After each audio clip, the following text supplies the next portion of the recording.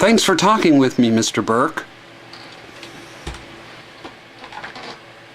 That class of dependent pensioners called the rich is so extremely small that if all their throats were cut and a distribution made of all they consume in a year, it would not give a bit of bread and cheese for one night's supper to those who labor.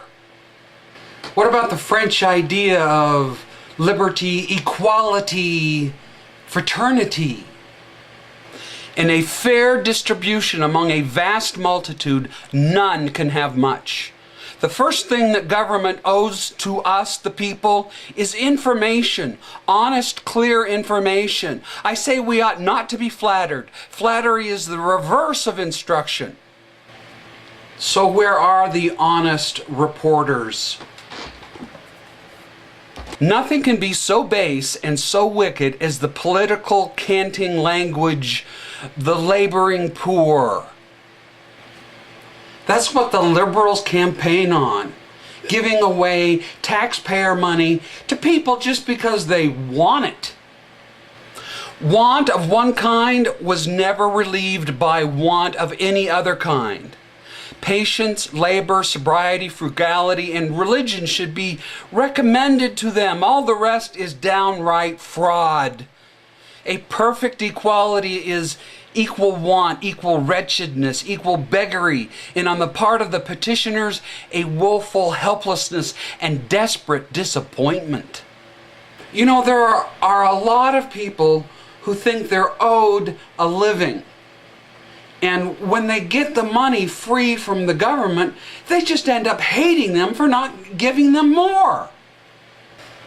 Such is the event of all compulsory equalizations. They pull down what is above. They never raise what is below. The balance between consumption and production makes price. The market settles, and alone can settle that price. Market is the meeting and conference of the consumer and producer when they mutually discover each other's wants. Now that sounds like Adam Smith. The moment that government appears at market, all the principles of market will be subverted.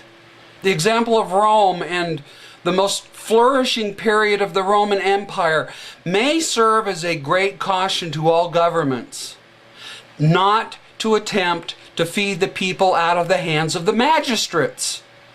If once they are habituated to it, though but for 1/2 year, they will never be satisfied to have it otherwise. And having looked to government for bread on the very first scarcity, they will turn and bite the hand that fed them. Right, I was saying that. The leading vice of the French monarchy was in good intention, ill-directed, and a restless desire of governing too much.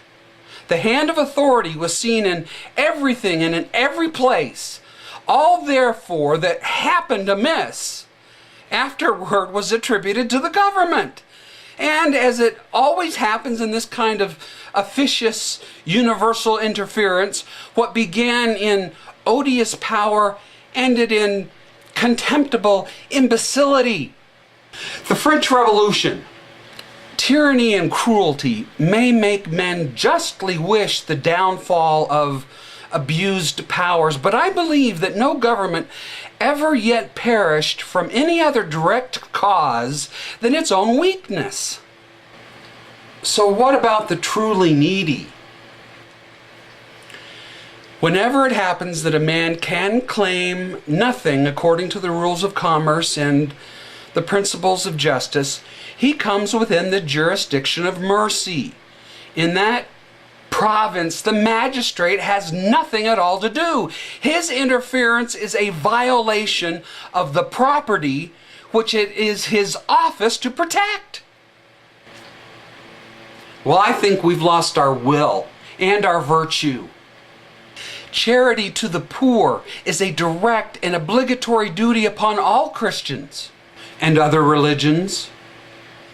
The manner, mode, time, choice of object and proportion are left to private discretion, and perhaps for that very reason it is performed with a greater satisfaction. The consideration of this ought to bind us all, rich and poor, together against those wicked writers of the newspapers. Hey, I'm retired. Who would inflame the poor against their friends, guardians, patrons, and protectors.